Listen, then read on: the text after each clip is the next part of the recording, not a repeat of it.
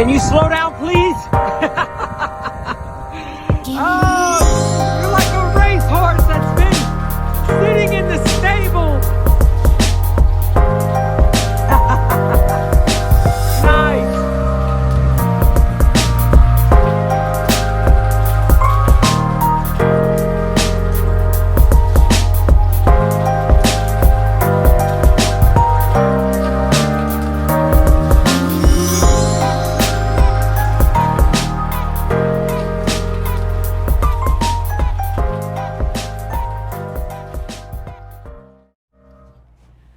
Welcome back to REV Endurance Sports and another episode of the REV Show. Yes, the REV Show. You know, on GCN, one of the segments that they do, they have like one of the co-hosts do a rap to lead into a segment. We'll figure out something that we can do together. This is going to be an abbreviated show, which some of you may say, oh my God, thank goodness it's not going to be an hour long. Right. Well, the thing is, we're on our way to where? The theater. The theater. Look, I'm getting cultured. And what are we going to see? Victor Hugo's Les Miserables, but the Broadway musical. So it's a very soft introduction to culture for George. Yeah, yeah. So who doesn't love Les Mis? Yeah, so not like hours of symphony and all that stuff, which, by the way, I love. So... So we have to get on the road to that. I close the shop early, get this done. The show's at what time? 7, but we should be there at 6:15. Oh, geez. All right. So we are going to make this really short. Yeah. Right. So let's begin with the first thing, and that is viewer comments. I feel really bad for Mr. Eamonn. Eamonn is from Ireland, and he's been watching us, so thank you for watching us. In fact, not only is he watching us, he sent me proof of it. On his Instagram, he sent me a photo of his crutches, his bed, and in the background... It was the standard hospital bed selfie that he sent, where you see the TV and the casts and the crutches and... Yeah. And it was the REV Show on the TV there. So, thank you. It was awesome. Yes, thank you, Eamonn. And in the last episode, I called him Eamonn, and I apologize. It's Eamonn, as in amen. Sorry about your current situation. I've been there. I've been in the hospital bed with the crutches and the stuff. You will get through it, and it'll just make getting back on your bike all the more sweet. Right. Now, that's the other thing, too, because... fortunately for him, or maybe unfortunately, it just depends on the injury and what is being, what bones need to heal.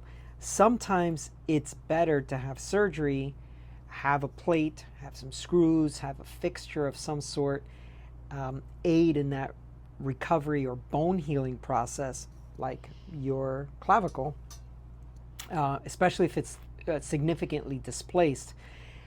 And sometimes, in his case, he does not have to have any surgery because, and displaced basically means there's a fracture, but it's not like this. It's still in place, and that's what happened to me.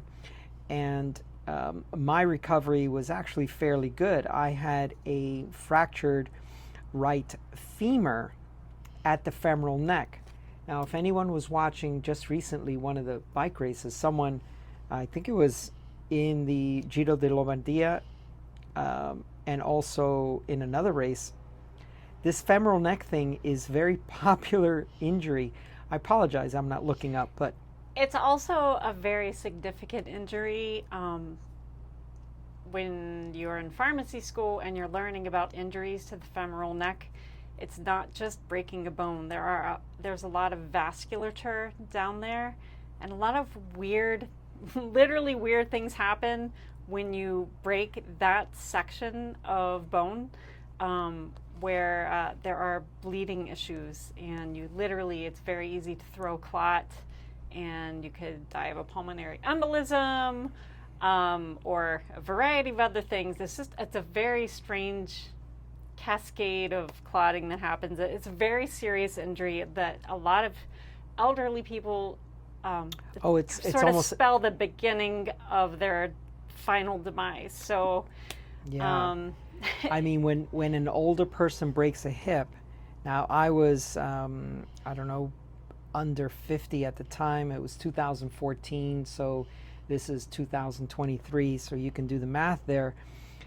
The orthopedic surgeon said, you know, you're fairly young. You're going to recover out of this. Everything's going to be fine. And I was like, fairly young? I'm nearing 50. But yes, that's young, because if you're in your 70, 80 age group, this is, and I'm sorry to say, it's a very serious, life-threatening injury.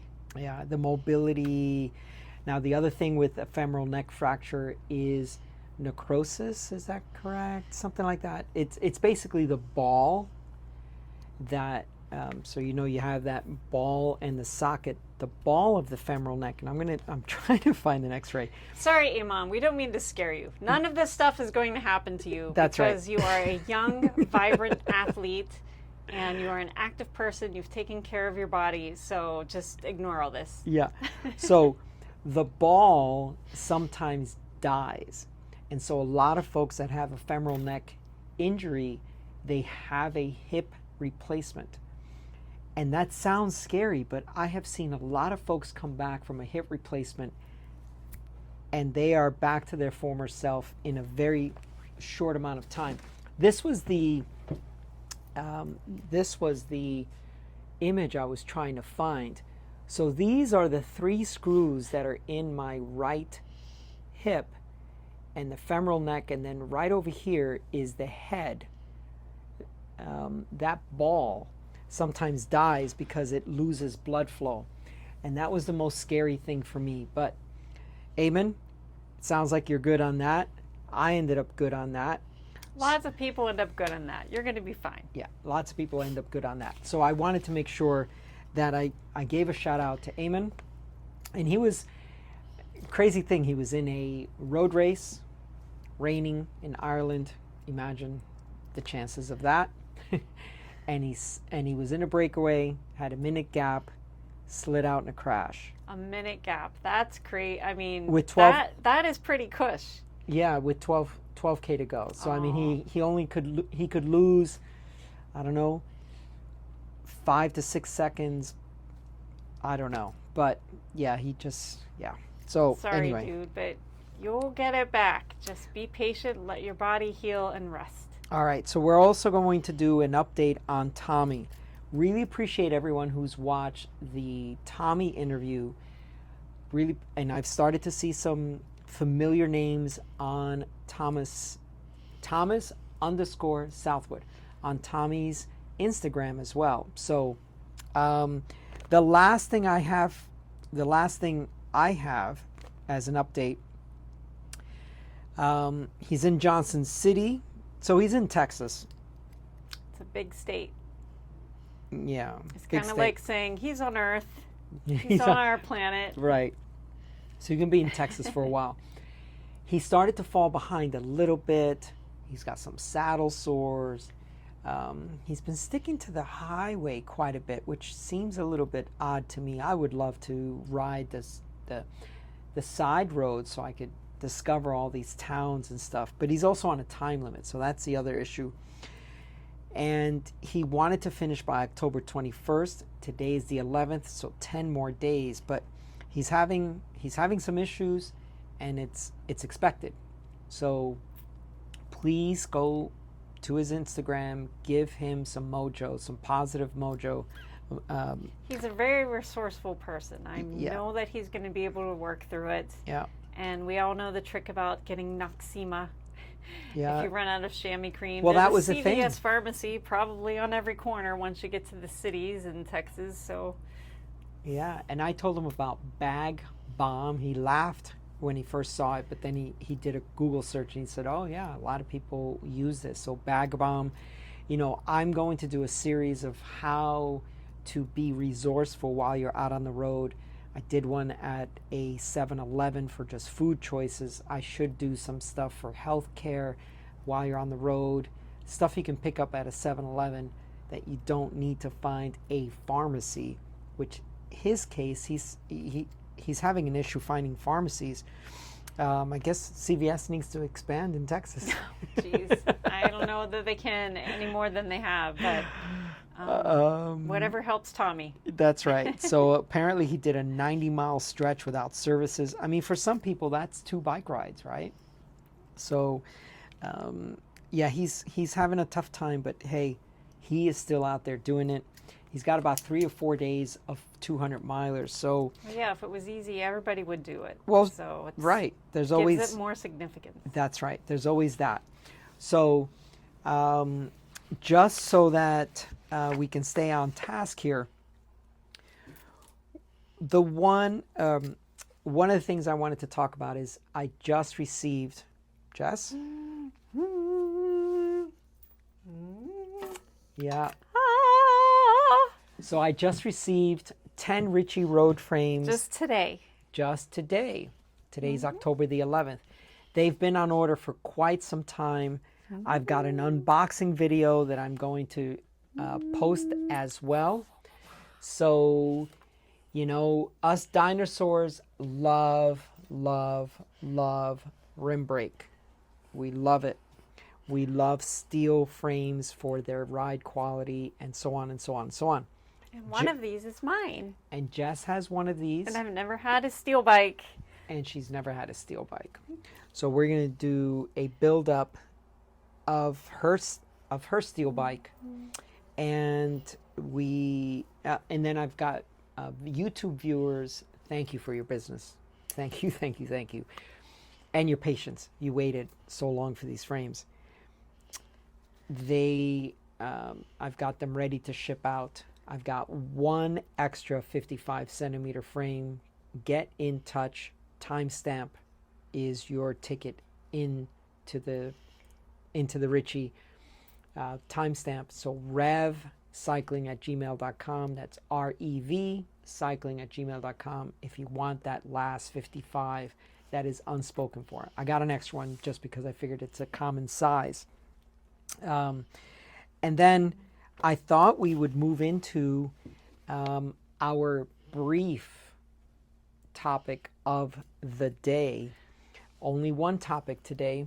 May I take that because I'm so nervous that it's going to get scratched. Yeah. By the way, the gloss paint on this is amazing. So I picked the topic of today because I was getting all dressed up to go to the theater with George tonight.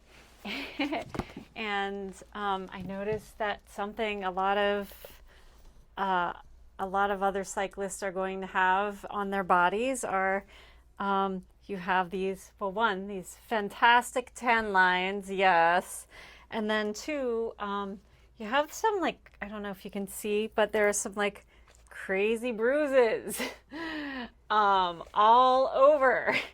And I did wear a pair of shorts under my dress just so I could like kind of showcase some like little kisses out there from the road that we have. And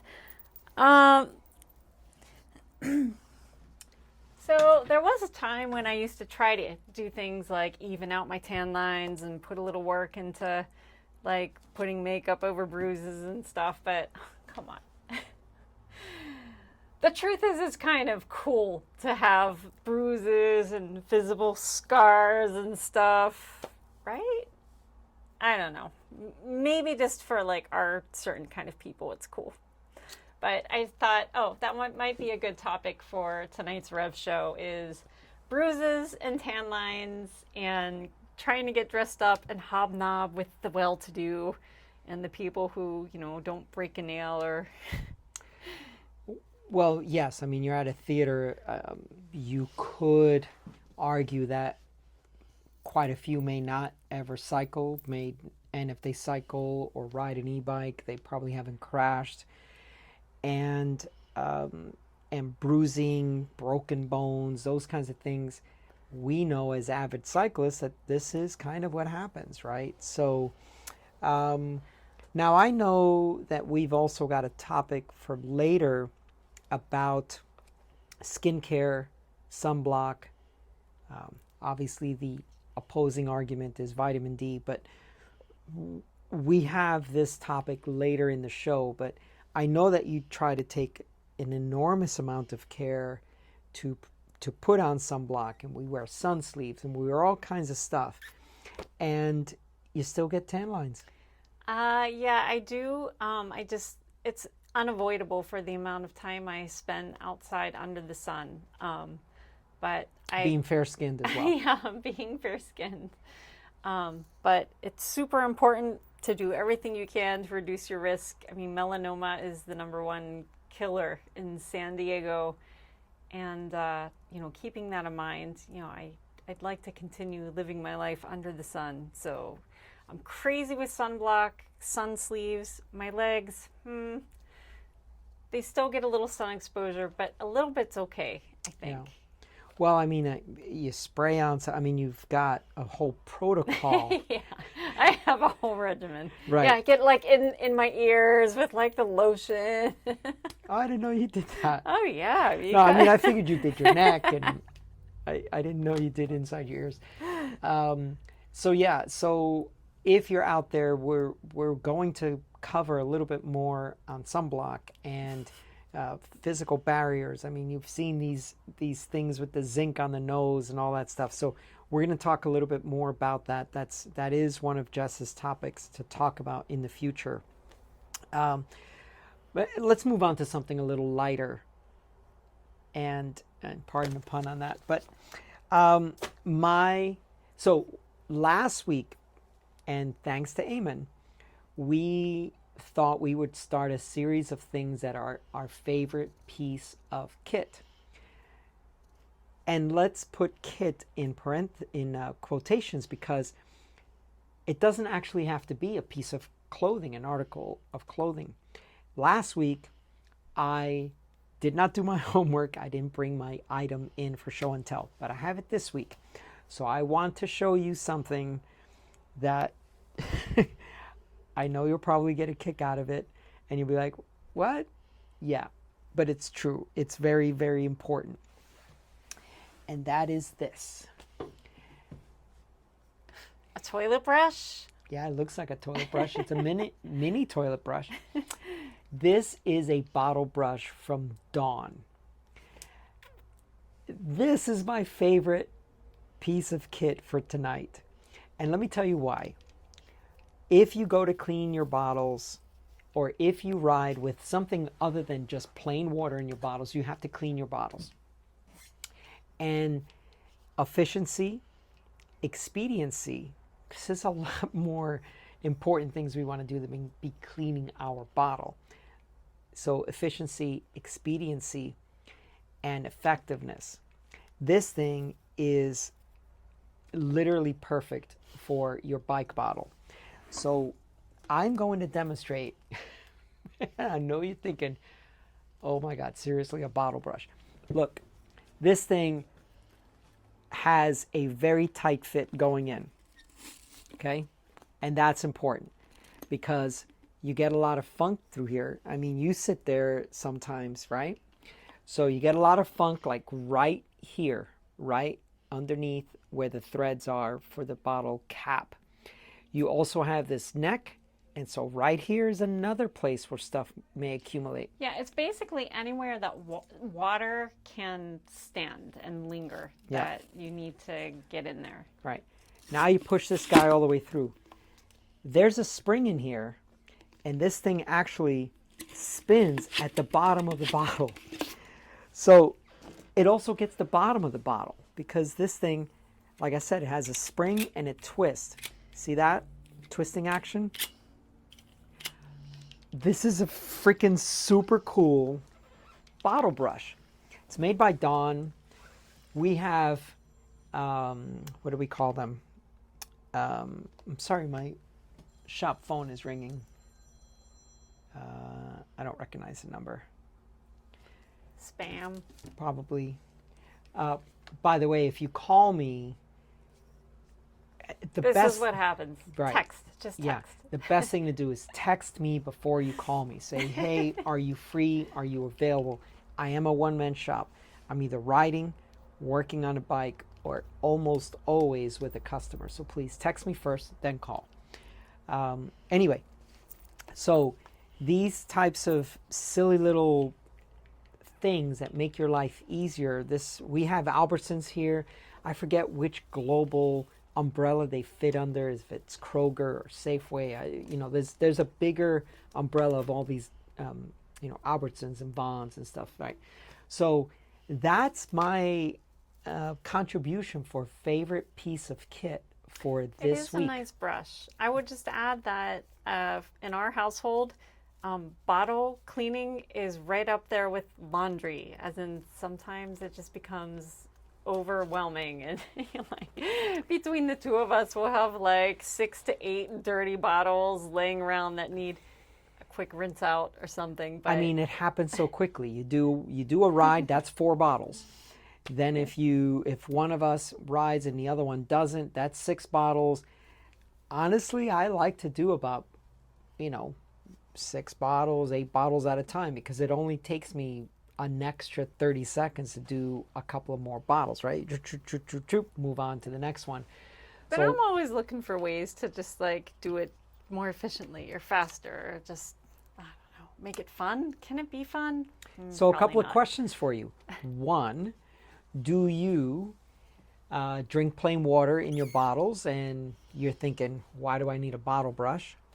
2, if you do use nutrition in your bottles, how many of you actually just put your bottles inside the dishwasher and let the dishwasher do all the work with the water jets and chemicals? Yeah.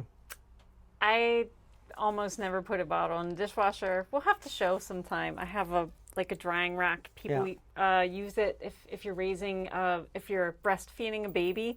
They make these bottle drying things where you put the baby bottles to dry. That's kind of my staple. It's what I use. Well, mildew and mold and all these things are, you're very careful that doesn't get an opportunity, that you remove all the elements for it to develop, right? Moisture and all those kinds of things.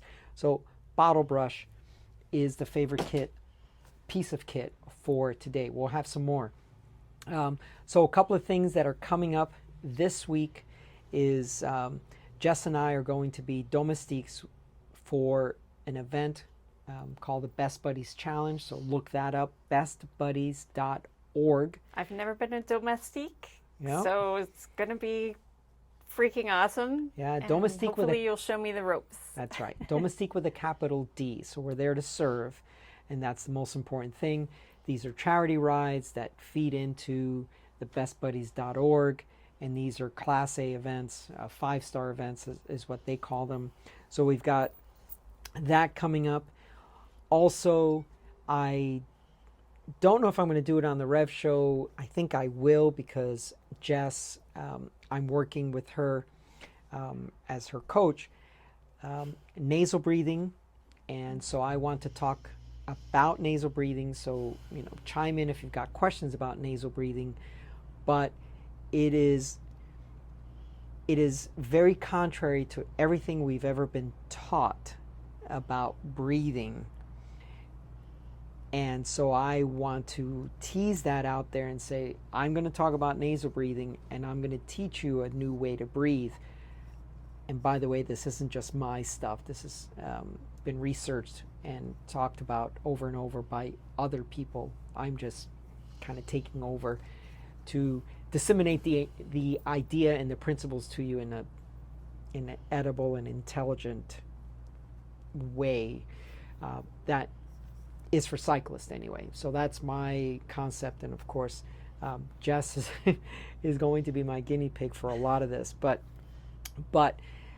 domestique, the breathing, nasal breathing, and some of the other stuff. So please follow us on Instagram, follow us on Strava, get an opportunity to get involved, get the comments going, and we will respond. We read them all the time. We get either a good kick out of them, or we think, oh, that person's trolling.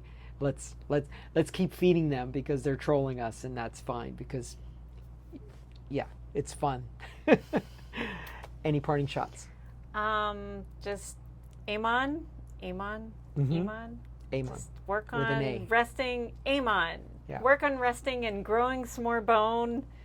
And we look forward to sharing your recovery with you. Yeah, I do want to hear about your recovery and when you're back on the road and all that stuff. I'm getting text messages, so I'm hoping that that person I called that I didn't answer is leaving a text message and I can get back to them. Thank you so much for tuning in. Please drop some comments or suggestions for videos down below. And in the meantime, we'll see you up the road.